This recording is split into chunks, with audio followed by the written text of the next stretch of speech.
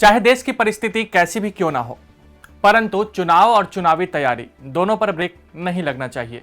नेता संसद में हंगामा भले ही कर रहे हों, लेकिन पार्टी के प्रति उनकी प्रतिबद्धता देखने बनती है। संसद में हो हल्ला और कोरोना महामारी के बीच देश की सबसे बड़ी पार्टी चुनावी तैयारी में एक बार फिर से जुट गई है।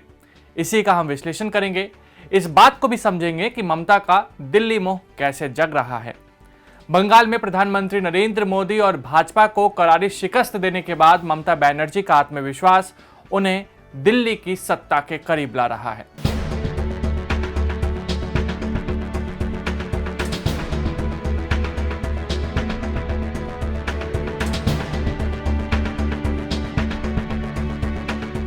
नमस्कार, आप देख रहे हैं न्यूज रूम। मैं हूं आपके साथ अंकित सिंह।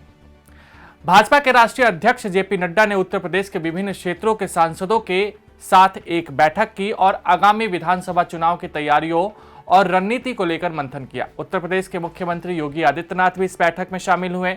मिली जानकारी के मुताबिक बैठक को संबोधित करते हुए नड्डा ने भाजपा के लिए उत्तर प्रदेश विधानसभा चुनाव की अहमियत पर विस्तार से अपनी बात रखी और प्रधानमंत्री नरेंद्र मोदी सहित पार्टी के शीर्ष नेताओं के चुनाव के मद्देनजर राज्य में होने वाले कार्यक्रमों को लेकर भी चर्चा की।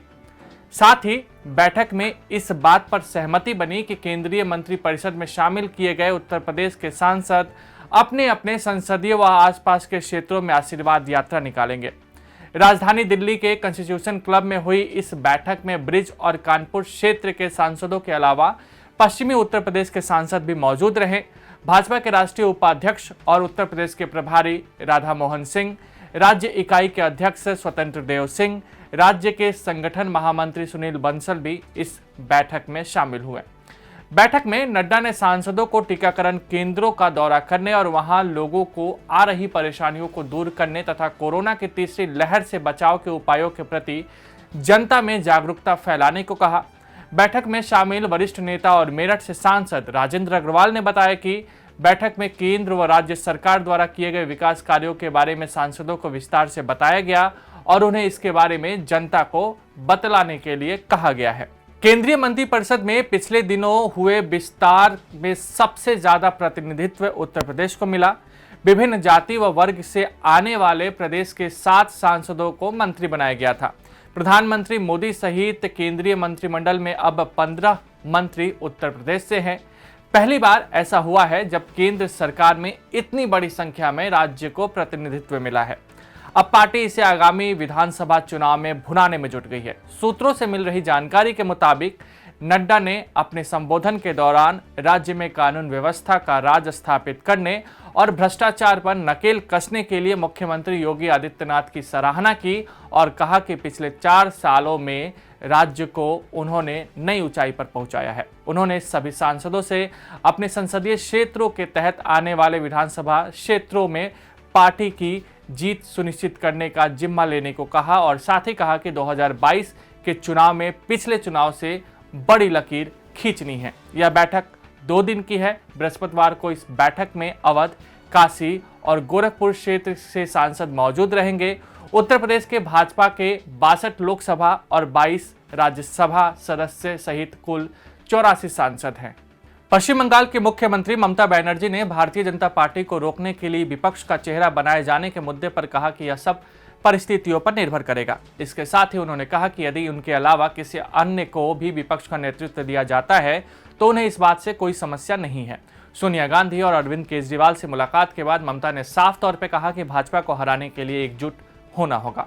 पश्चिम बंगाल विधानसभा चुनाव में जीत दर्ज करने के बाद राष्ट्रीय राजधानी की पहली यात्रा पर आई बनर्जी ने कहा कि चुनाव में उनकी पार्टी तृणमूल कांग्रेस का नारा था खेला हो बे, जो अब देश भर में गूंजेगा। उन्होंने कहा कि अब अच्छे दिन की बजाय सच्चे दिन आने का समय है। बनर्जी को 2024 के आम चुनाव के लिए उनकी पार्टी द्वारा विपक्ष का चेहरा बनाए जाने का प्रयास किया जा रहा है, लेकिन इसे लेकर खुद उनके भीतर मिला जुला भाव है। नेतृत्व के मुद्दे पर उन्होंने कहा, मैं इस स्थिति से मुकाबले के लिए विपक्षी दलों की सहायता करना चाहता हूं। मैं नेता नहीं बल्कि एक कार्यकर्ता बनना चाहती हूं। बनर्जी से जब पूछा गया कि क्या वह विपक्ष का चेहरा बनना चाहती है, जिसके जवाब में उन्होंने कहा कि मैं कोई राजनीतिक भविष्यवक्ता नहीं हूं, यह परिस्थितियों पर निर्भर करता है। अगर कोई और नेतृत्व करता है तो मुझे कोई समस्या नहीं है। जब इस मुद्दे पर चर्चा होगी तब हम निर्णय ले सकते हैं। मैं अपना निर्णय किसी पर थोप नहीं सकती। बनर्जी ने कहा कि जब चुनाव नजदीक आएंगे तो भगवा पार्टी से लड़ने के लिए कई चेहरे होंगे। उन्होंने कहा कि आकार के आधार पर भाजपा बड़ी हो सकती है, लेकिन राजनीतिक नजरिए से विपक्ष भाजपा से अधिक मजबूत है, वे इतिहास रचेंगे। तृणमूल अध्यक्ष जो ममता बनर्जी है, उन्होंने प्रधानमंत्री नरेंद्र मोदी की लगातार आलोचना करती रहती है और पीएम मोदी की वह सबसे तीखे आलोचकों में से एक है। भले ही ममता बनर्जी पूरी प्रतिबद्धता के साथ विपक्ष को एकजुट करने में जुटी हुई हैं, लेकिन सवाल अब भी वही है कि विपक्ष का चेहरा कौन होगा। विपक्ष हो हल्ला में ही लगा हुआ है, वहीं प्रतिद्वंदी पार्टी भाजपा चुनावी तैयारी में जुट गई है। देखना होगा देश की राजनीति और राजनेता समय के साथ कौन सा करवट लेते हैं, लेकिन इतना तो तय है कि 2022 के जरिए ही 2024 की पटकथा लिखी जाएगी और इस बात को भाजपा ही क्या सभी पार्टियां समझती हैं।